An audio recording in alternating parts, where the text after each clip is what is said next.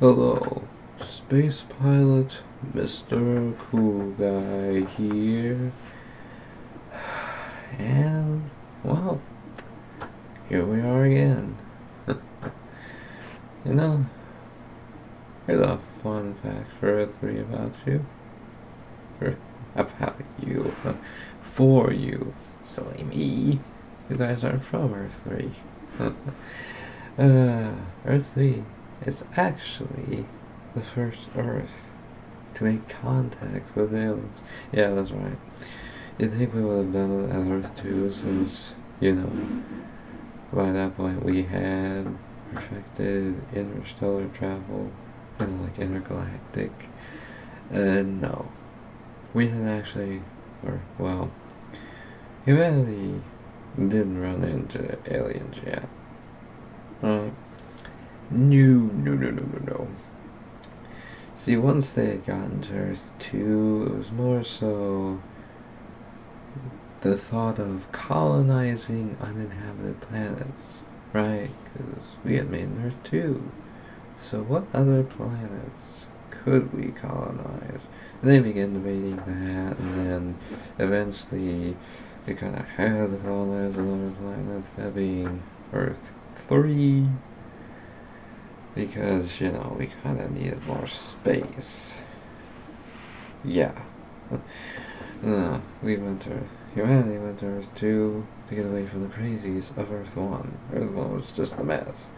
So Earth 2 was like a start over, and then Earth 3, well, that was because Earth 2 just wasn't big enough. We had sort of been reaching max population levels. So, yeah. So yeah, some stayed behind because, well, we just needed more room, so only some had to go to Earth 3, and Earth 2 was alright. As I've stated, it was the middle ground. It wasn't, as bad as Earth 1, but definitely not as great as my home world of Earth 3. Anyways, it's time for 10 more random facts you may or may not know, starting with fact number 1. Oh, and we're going to be looking at 3 peculiar items up and close. Or maybe they won't be peculiar to you. Starting with item number 1. White House gavel. This gavel is more than just a striking wooden hammer. It's a genuine piece of U.S. history. It boasts a unique connection to the nation's capital. The gavel was crafted from wood salvaged during the White House renovation, led by President Truman in 1950. Dang. Could you imagine holding a gavel made from the White House? That's a pretty special gavel. I mean, I'm sure you're thinking, okay, it was made from the White House. It's made from wood, like most gavels, or all gavels. But it's made from the White House. It's not just any wood, it's special wood. It's wood built from a building that has lots of history to it. So yeah, I'd say that's pretty special. Wouldn't you? Just saying. Anyways, it's now time for peculiar item number 2 and fact number 2. Zappa's bronze medal. The Zappa's Olympics were a series of athletic events held in Athens, Greece in the 1800s. Although not an international event, the Zappa's Olympics were significant to the Olympic Games of today. The modern arrangement of gold, silver, and bronze medals serving as awards for first, second, and third prizes was established according to the original plan of the Zappa's Olympics. That's crazy, man. I mean, we've been having feats of strength tests, competitions whatever, for years and years and decades and even centuries. Man, to think the Olympics have been around since at least the 1800s. That's some pretty old competition right there. That is crazy. But things of yesteryear influence things of today.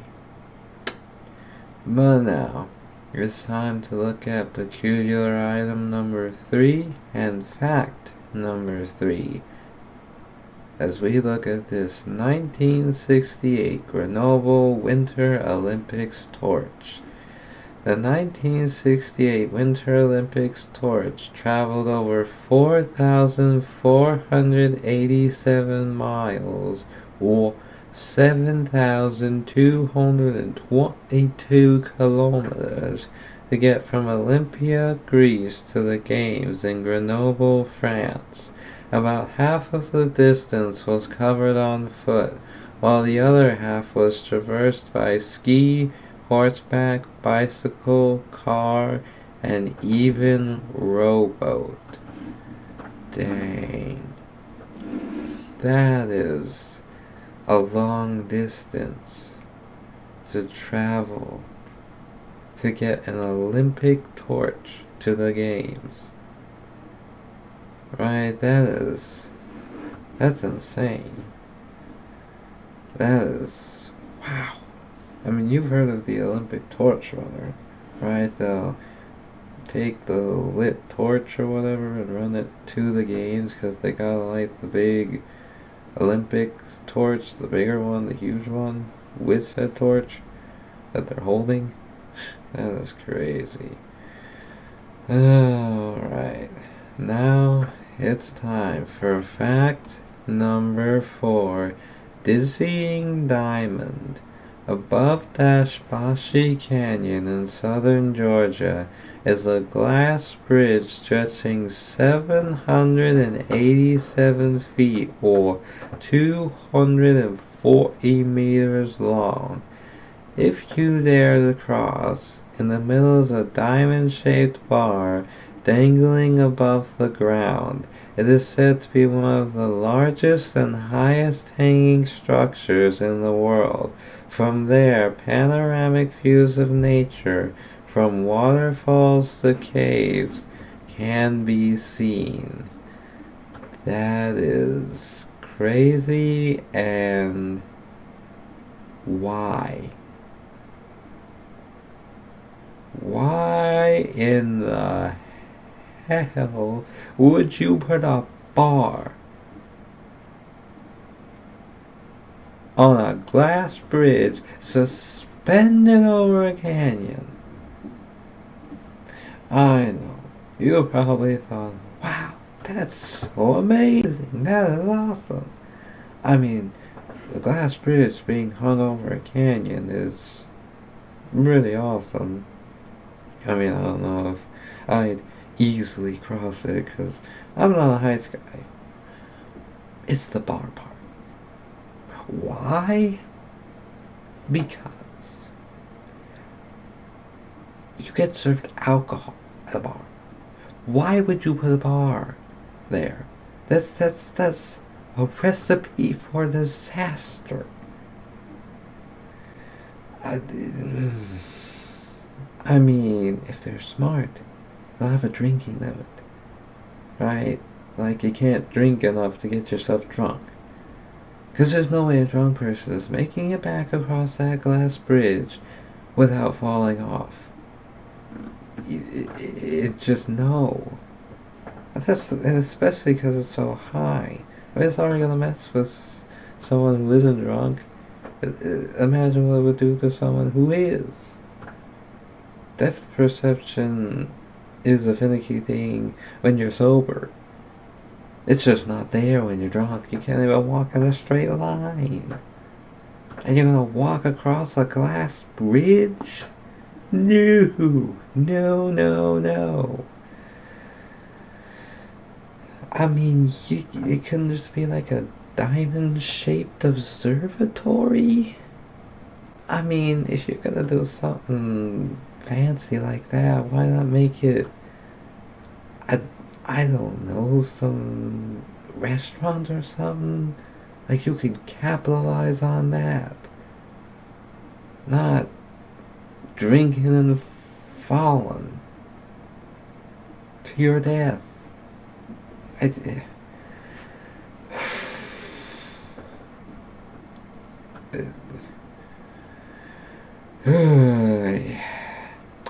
Alrighty. Let's move on to fact number 5. And I'm sure the view is amazing. No diss to the view. Just the bar part. Fact number 5. Sole survivor. Serbian flight attendant Vesna Vulovic miraculously survived, falling more than 33,000 feet, or 10,000 meters, when her airplane crashed in January 1972 in the modern-day Czech Republic while en route from Stockholm in Sweden to Belgrade. While all of the other 27 crew and passengers were sucked out of the plane when the cabin depressurized, Vulovic survived because she was trapped by a food cart in the tail end of the fuselage. Although she suffered a fractured skull, 2 broken legs, 3 broken vertebrae, and several broken ribs, she was eventually able to walk again. That is, wow.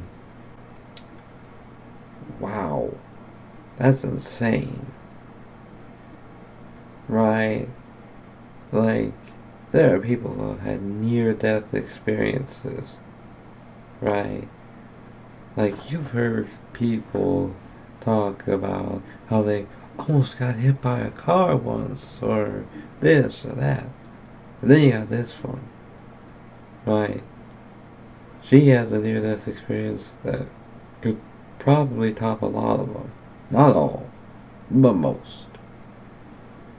Right? She survived a fall of more than 33,000 feet. And she was the only survivor. Right? Because this fact is sole survivor. That means she was the only one. It was a plane crash. Usually, sometimes, if a plane doesn't crash in the ocean and crashes somewhere else, it can explode. But she survived. I mean, sure, she had some broken bones, but she survived some very deadly broken bones, like broken spine, a fractured skull. Just a bit of surgery in the hospital, a bit of rest, and, taking it easy, and then she can just walk again. Just like that. No other problems. I mean, that's just crazy, right? That's wow. That's just like a screw you, death. It's like the rest of the people get sucked out the plane, and she's still in there, right? And it's like that's gonna come. She's gonna go to the afterlife. Crash happens. She's like, "Couldn't get me. I'm still alive. Still alive. Still alive. Ha ha ha ha. Still alive. Ha ha ha. Yeah." Alright, let's move on to fact number 6. Flag feet. 16-year-old Hassan Douay from Lebanon can identify all of the world's national flags in 4 minutes. It took him over 1,000 attempts to be so quick. He has loved geography since he was very young. That is pretty crazy, my man. I mean, doing stuff like that, yeah, it takes a lot of attempts and a lot of practice. But like, that's, I mean, Yakko may be able to sing all the nations of the world in 4 minutes or less, but can he identify all the flags in 4 minutes or less? I don't think so, but this guy can.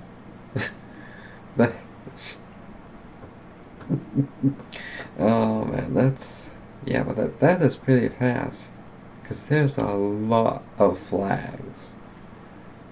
Because there's a lot of countries. There's just so many.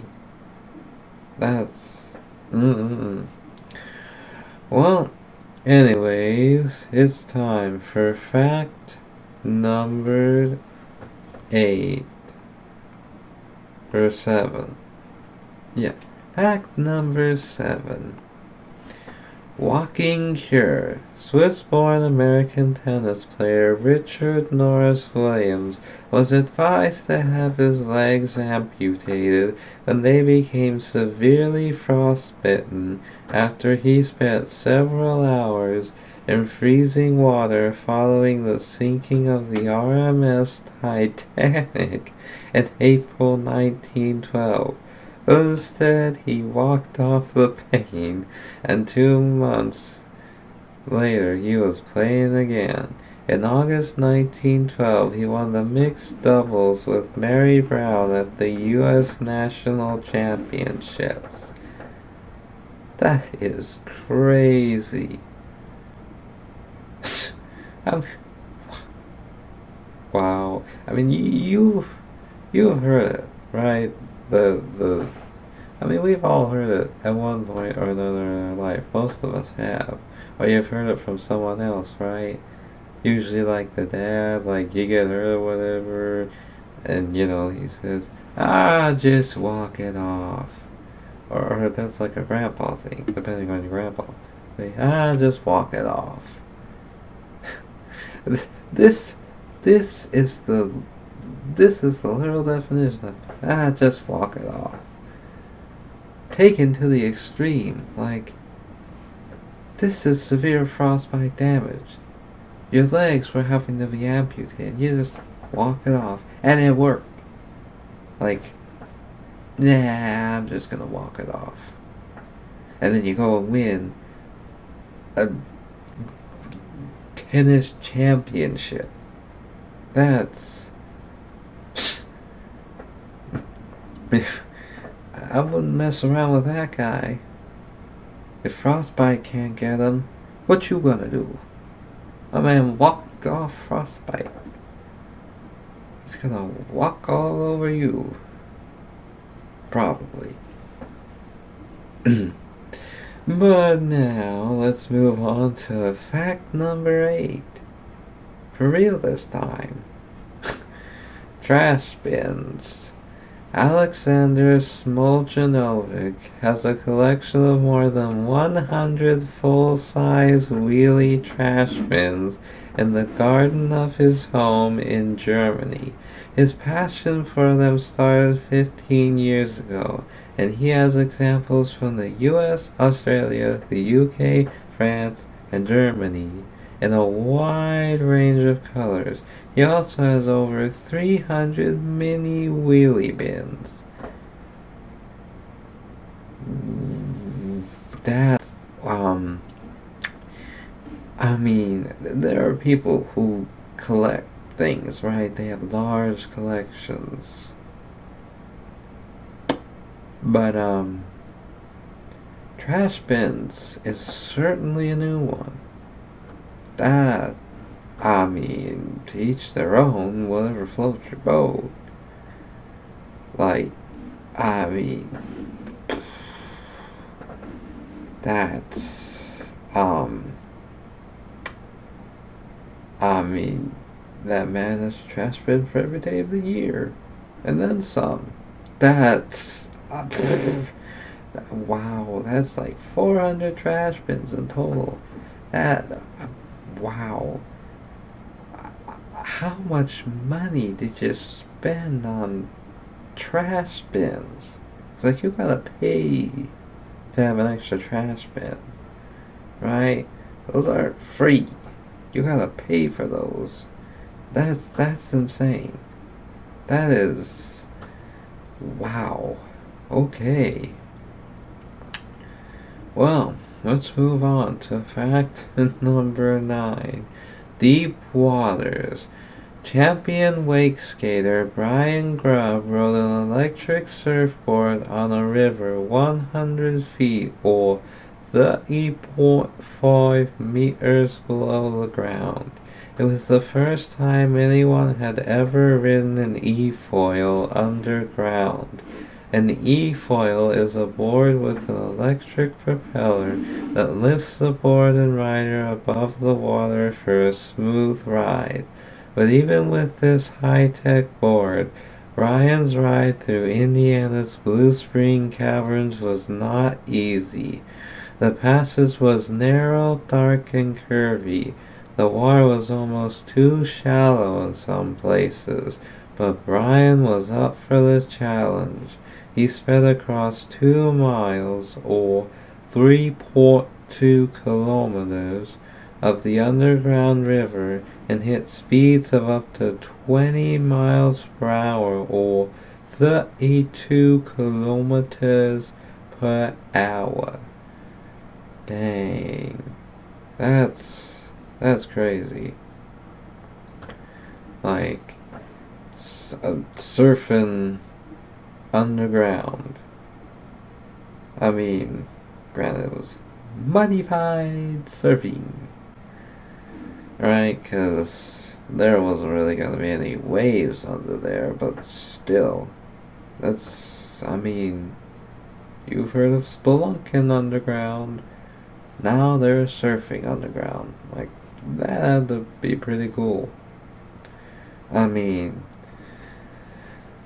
personally, I probably wouldn't, just 'cause yeah, it's just not something I don't think I could handle it, nerves wise, right? But yeah. But hey, if he enjoyed it, and he's a professional, so yeah, hey, if he enjoyed it, then more power to him. But like I said, he's a professional, so do not try it, because you are probably not a professional. And if you are a professional, be careful. If you're not, do not try it. Just don't. Even though you're probably gonna try anyway, because they will say, do not try if you're not a professional. Some of you try it anyways. Just to say that you could. Anyways, let's move on to fact number 10. Cave escape.